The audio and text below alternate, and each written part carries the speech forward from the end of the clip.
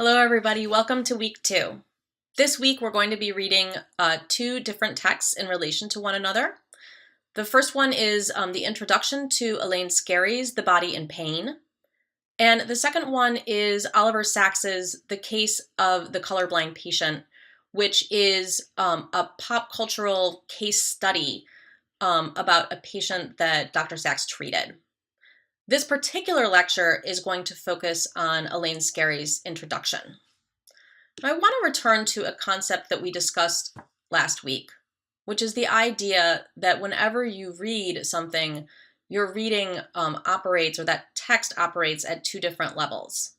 The first is the denotative level, which is simply the very simple idea of kind of what the text is saying at its most base level. And the second one is that a text exists at a connotative level. That is, that each text says things that it wants to say without directly saying them. So we as readers want to look at the connotation in order to more deeply understand that text. We have three levers that we can use in order to do that. The first is close reading, which we discussed last week. The second is theory. We can read a work of theory like Elaine Sacks's The Body in Pain, and it can function as a kind of lens through which we could read another text. And the third is that we can examine the historical or cultural background surrounding a given work. Now, these three levers are not mutually exclusive. We can actually, read something theoretically and also provide a close reading of it. We can, examine theory and also look at historical background. We can look at all three things. For right now, we're going to focus on theory and the way in which theoretical ideas can function as I say, as a way of understanding another text. Now, I have some advice for reading Elaine Scarry's introduction, which can be more broadly applied to reading all philosophical or critical works. The first and foremost thing is to recognize that philosophical texts are dense and they're complex and they're difficult to understand.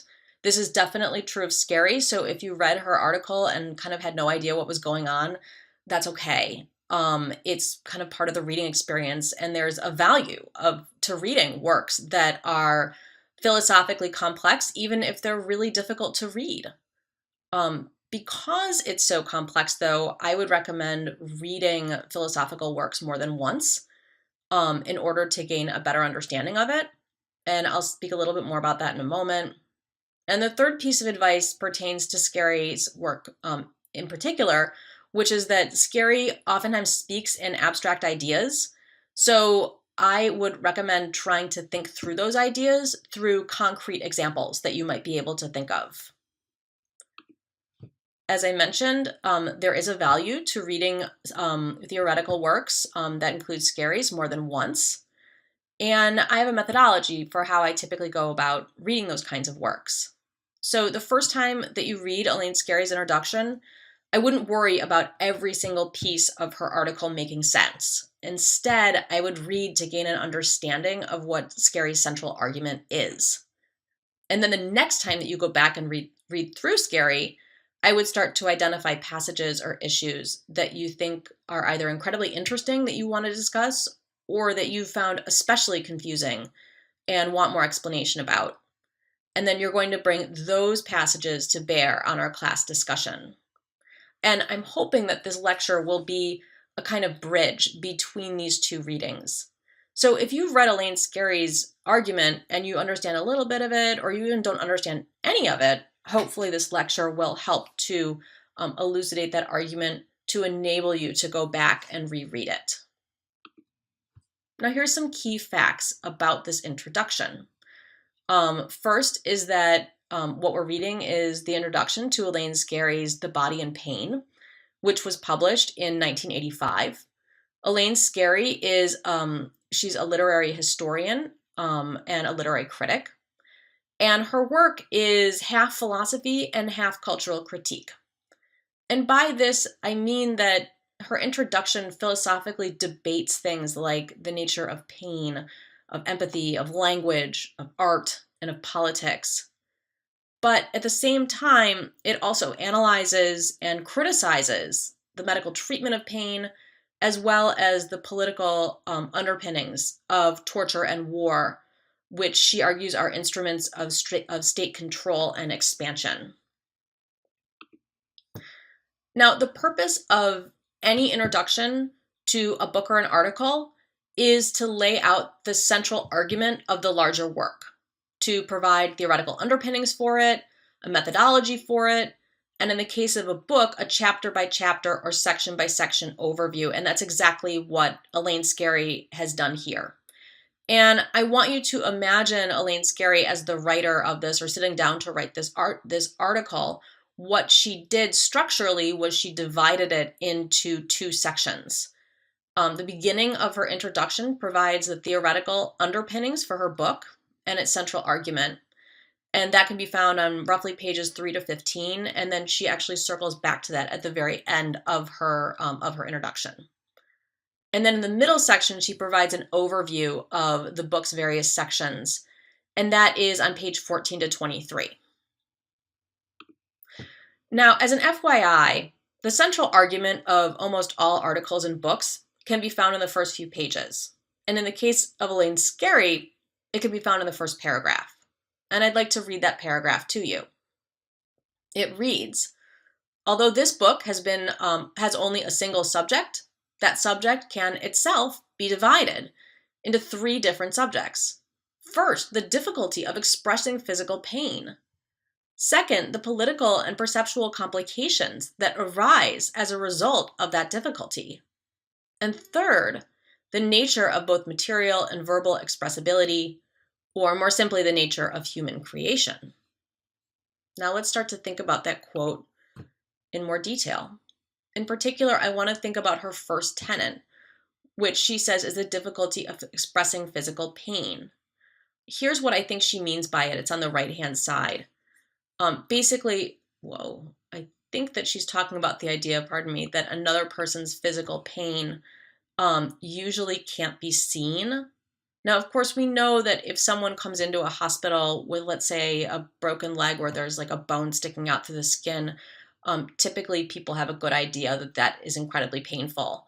But there are lots of types of pain that can't be seen, which are pain that's taking place inside the body without necessarily a sign of acute injury. Things like migraine headaches, things like dental pain, things like heart pain. There's a whole host of various types of painful experiences that people go through that we, as witnesses to that pain, just neither see nor necessarily can understand.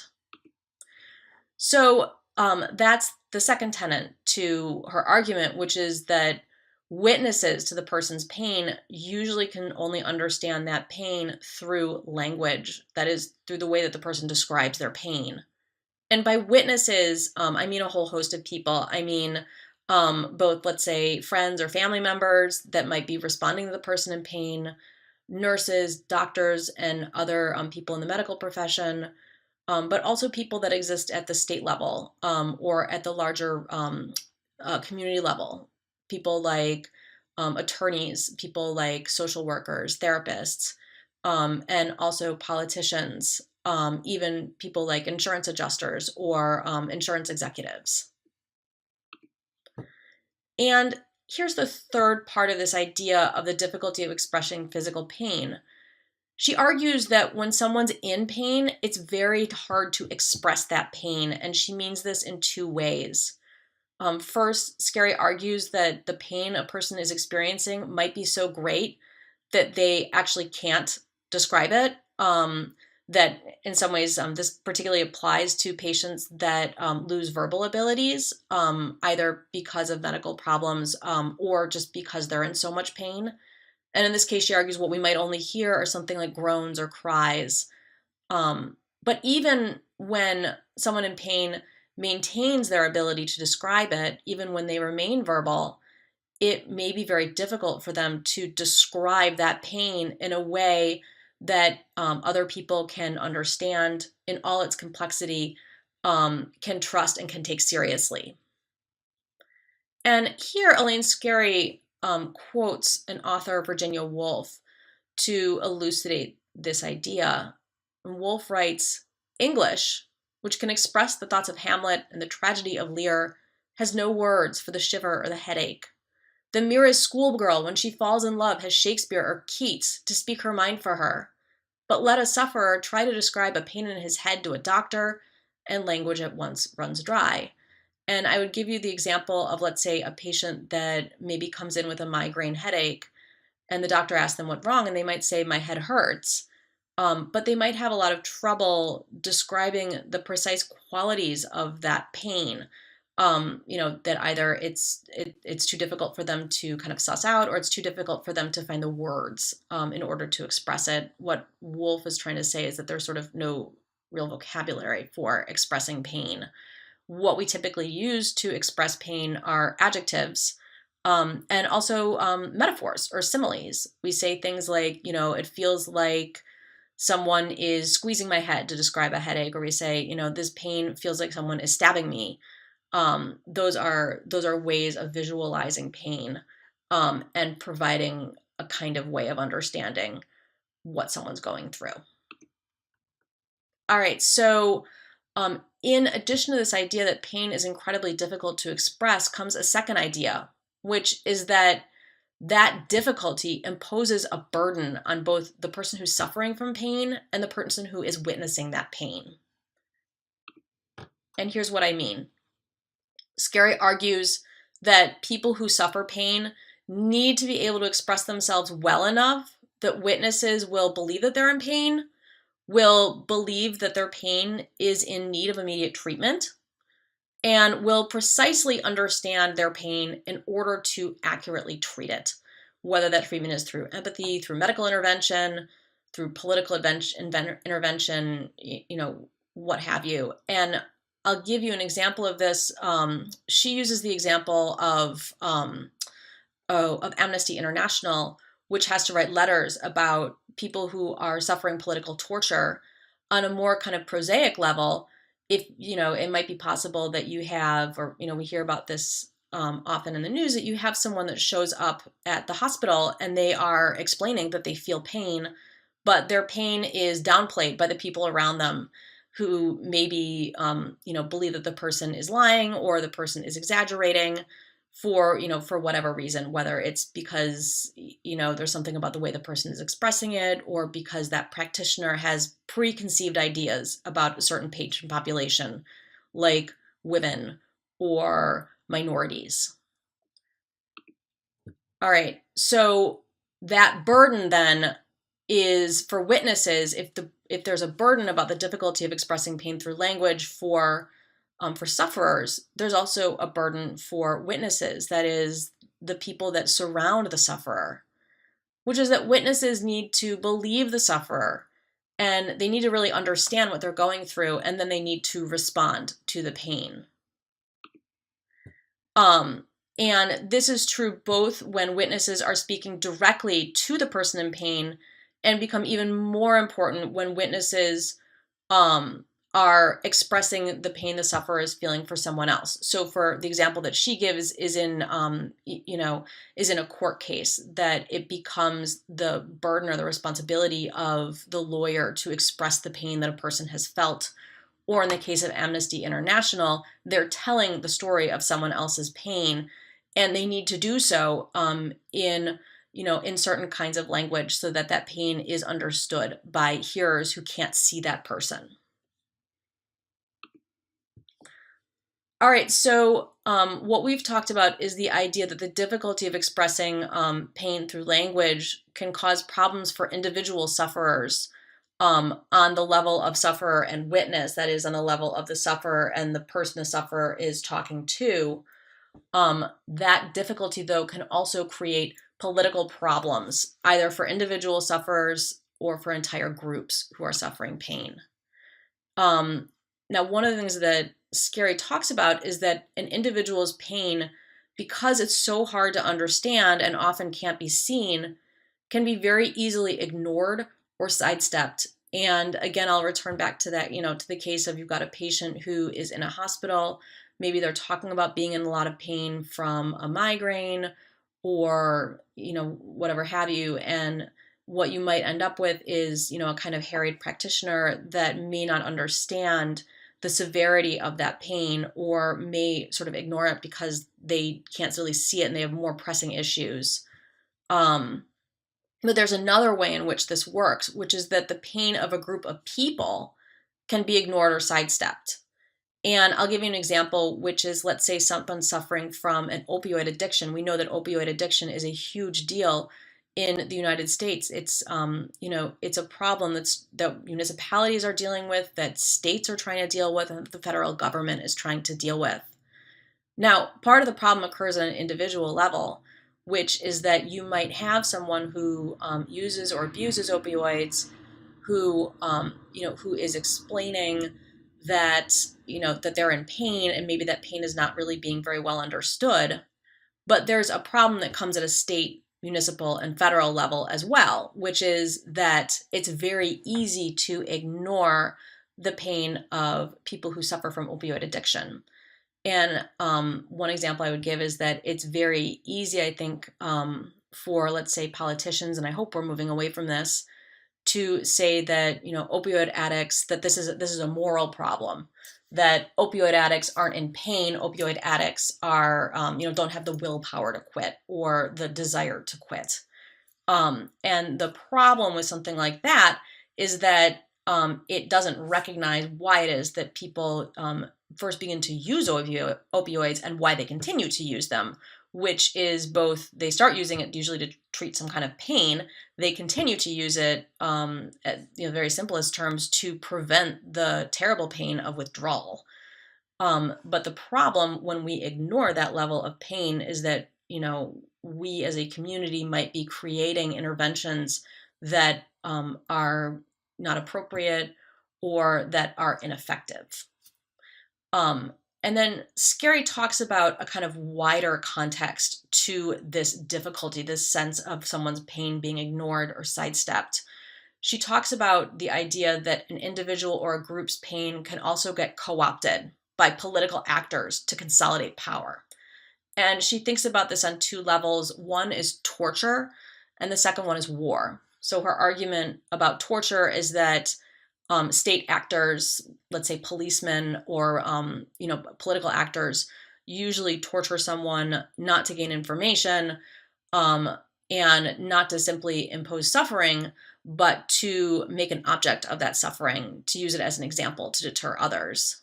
And then she also argues that war, at its most fundamental level, is one when one side can out-injure the other. So in that sense, you've got an entire group of people, that is people in the military or the Navy, whose pain gets ignored or sidestepped for what is considered a kind of wider political purpose. Okay, so that is kind of the basics of Elaine Scarry's article. It's very complex, but it's a really interesting idea. This idea that pain is hard to express through language, and that because of that, we can have this whole host of problems that arise. What I want you to do from here is a couple things. One, I want you to go back and reread Scarry's article. And two, I want you to reread Sachs's article, or to read Sachs's article. And as you do, I want you to think about the way in which Sachs's article exemplifies some of the ideas that Scarry talks about. In particular, the idea that it's very hard to express one's physical experience through language. And I want you to think about it in a couple of ways. One is the difficulty that Mr. I has talking about his experience of being colorblind. And secondly is to think about, the nature of the kind of amelioration that we see to Mr. I's pain, which is, a couple of things. One, or in particular, what I want you guys to think about is whether or not, or how, I should say, Oliver Sacks ameliorates Mr. I's pain. Is it through the act of understanding him? Is he able to come up with some kind of, some kind of treatment for that pain? And, and what is it? And then along with that, I want you to think about the kind of responsibilities that Oliver Sacks has as both Mr. I's physician, but also as the recorder of Mr. I's experience. Do you think that Sacks does a good job as both a physician treating Mr. I and also as a writer writing about Mr. I. And by good job, I mean, do you think he is able to responsibly convey and ameliorate Mr. I's pain? All right, that's it for this lecture for this week. I will look forward to seeing everybody on the discussion board. Take care.